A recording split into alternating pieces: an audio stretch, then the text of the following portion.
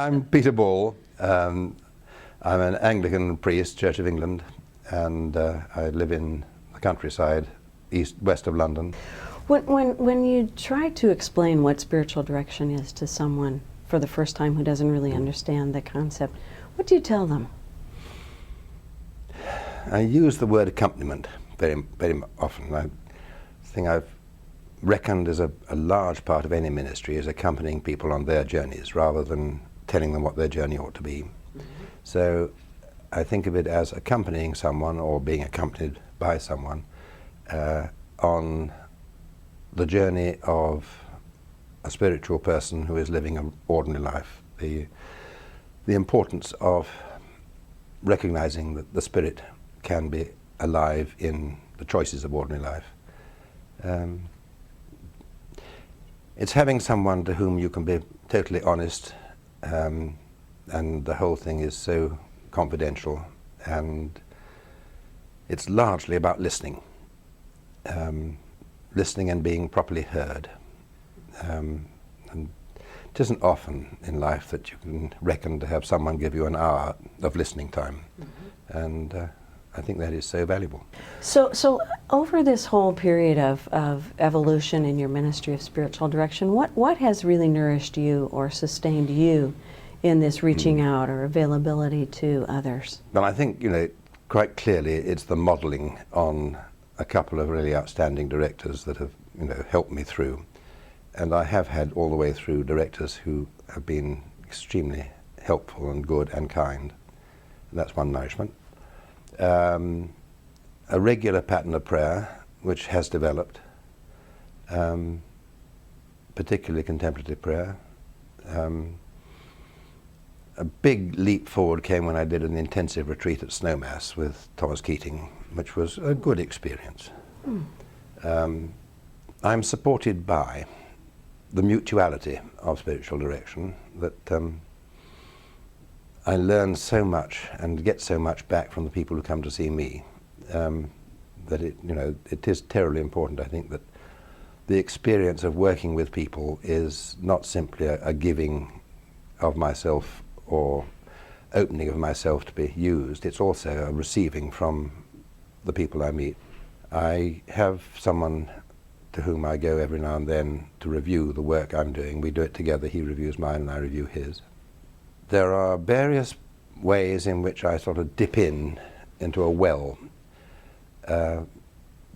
Every 6 months or so, I started, and somebody else is now continuing to run, a 48-hour silent retreat for, I suppose, 8 or 10 of us, normally about 6 come together, which is a time for chunks of prayer, sort of 4 or 5 half hours of prayer a day, and some time to reflect, which is a very good, peaceful way of growing.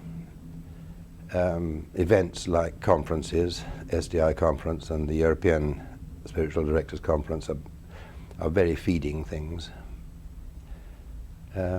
Occasionally I read a book.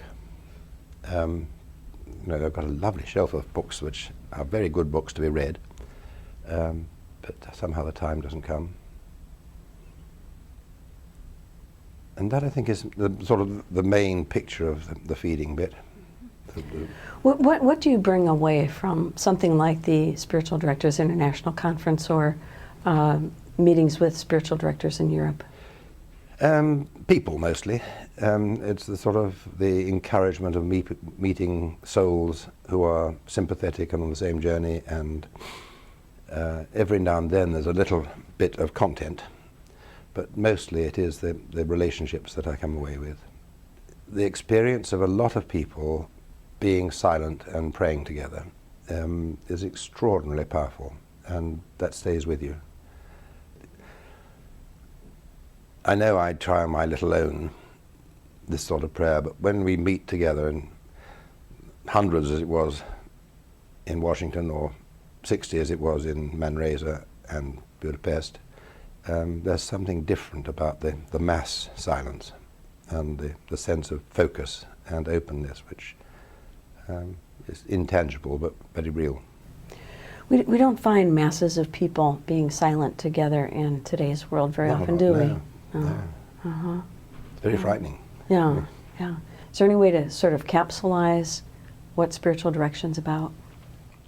I think it is simply having someone to companion you on a journey in faith, and someone who perhaps is more experienced, has certainly got the gift of accompanying, concern for you, and some sort of recognition that the being together takes place within a relationship with God, that it's the classic picture of the three chairs, that it's two people and someone in the third chair, or the chair is ready for someone to be the spirit of the conversations.